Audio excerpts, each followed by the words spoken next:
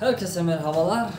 Dostlar aziz, در این ویدیو میخوام 30 فرازه مهمترین زبان ترکی رو آموزم. یعنی همون 30 فرازه‌ای که در زبان ترکی در گفتار ترکی سرسیمال است. چون همیشه پیش از ویدیو دوستان عزیز از شما خواهش میکنم که ویدیو رو تا آخر و با کش سای بلند تماشا کنید. خب رفتیم. Merhaba. Merhaba. Salam. Nasılsın? Nasılsın? Tu çi xel? İyiyim. İyiyim. Xubam. Nasıl? Nasıl? Çi xel? Teşekkür ederim. Teşekkür ederim. Teşekkür. Sağ ol. Sağ ol. Salomat boş. Rica ederim. Rica ederim. خواهش میکنم. هیچ گپ نه. Adın ne? Adın ne? Nomad çiст? Benim adım Nomiman. Nerelisin? Nerelisin? Az kujoi? Tacikistanlıyım. Tacikistanlıyım. Neredesin? Neredesin? Dar kujoi? Evdeyim. Dar khona hastam. Ne yapıyorsun? Çıkar da istodayı. Müsait misin? Dastras hasti. Ne zaman geldin?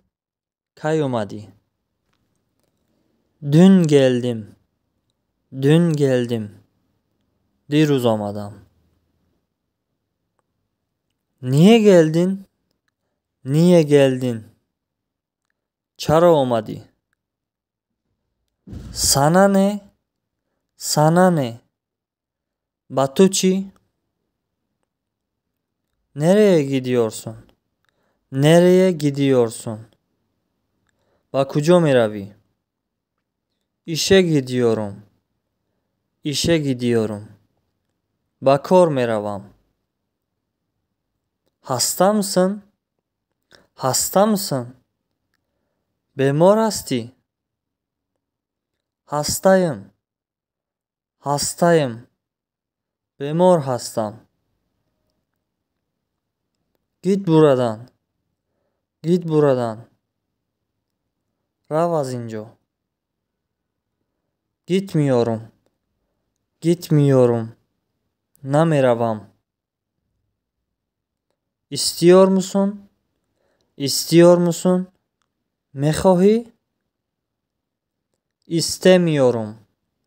İstemiyorum. Namekhoham.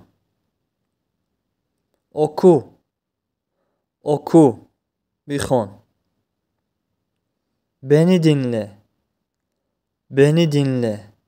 Maro guşkun. Dinlemem seni. Turo guşna mekunam. Lütfen.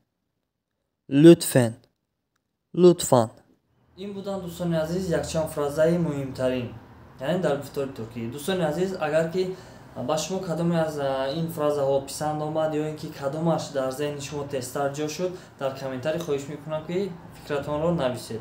دوستان عزیز برای مهنتی کوچک ما یعنی مهنتی که کردیم امیدوارم که شما قدردانی میکنید و دستگیری میکنید.